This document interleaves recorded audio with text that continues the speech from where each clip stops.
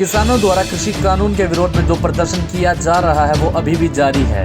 केंद्र सरकार की ओर से अब जाकर बातचीत की पहल की गई है, लेकिन इससे पहले ही किसान संगठन अपना रुख साफ कर चुके हैं। किसानों का कहना है कि एमएसपी और मंडी के मुद्दों पर उन्हें लिखित गारंटी चाहिए। किसान संगठनों को डर है कि नया कानून जैसे ही जमीन पर उतरेगा एमएसपी धीरे धीरे खत्म होने लगेगी। यही कारण है कि एमएसपी हमेशा के लिए बनी रहे। वो इस बात को कानून में भी शामिल करवाना चाहते हैं। किसान संगठनों का कहना है कि केंद्र द्वारा लागू किया गया कानून जब असर दिखाएगा तो एपीएमसी एक्ट कमजोर होगा, जो मंडियों को ताकत देता है। ऐसा होते ही एमएसपी की गारंटी भी खत्म होने लगेगी, जिसका सीधा नुकसान भविष्य में किसानों को उठाना पड़ेगा। यही कारण है कि किसान चाहते हैं कि एमएसपी को कानून का हिस्सा बना दिया जाए। किसानों की ओर से इसके लिए टेलीकॉम कंपनियों का उदाहरण दिया गया है। किसानों के मुताबिक शुरुआत में टेलीकॉम कंपनियों ने मुफ्त का डाटा दिया और जब लोग इसके आदी बन गए तो दाम बढ़ा दिए। ऐसे ही उनके साथ होने जा रहा है। कानून लागू होने के बाद कॉर्पोरेट खरीदार अधिक दाम पर फसल ले सकते हैं, लेकिन 1-2 साल बाद उन पर एमएसपी का जब कोई दबाव नहीं होगा तो वे मनचाहे दाम लेंगे और तब किसानों के पास कोई ऑप्शन नहीं रहेगा। इसके साथ ही मंडी सिस्टम को लेकर भी किसानों के दिल में डर है। अगर मंडी से बाहर खुले तौर पर फसल खरीद बेचने की छूट होगी तो मंडियां कमजोर होगी, जिससे आगे जाकर उन्हें बंद करने के लाले पड़ सकते हैं।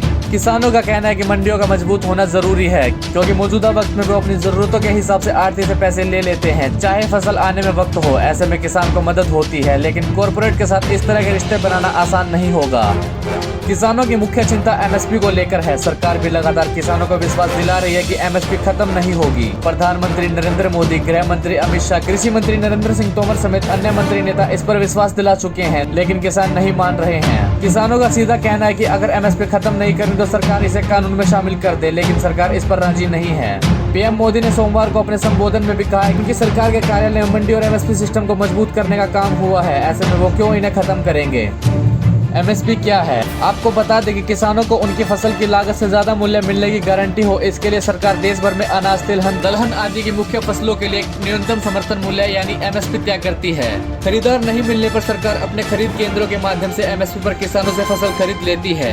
एमएसपी निर्धारित करते वक्त कृषि पैदावार की लागत, मूल्य में परिवर्तन, मांग, आपूर्ति जैसे कई बातों का ध्यान रखा जाता है। यही कारण है कि किसानों की चिंता कम होती है और उन्हें नुकसान नहीं उठाना पड़ता।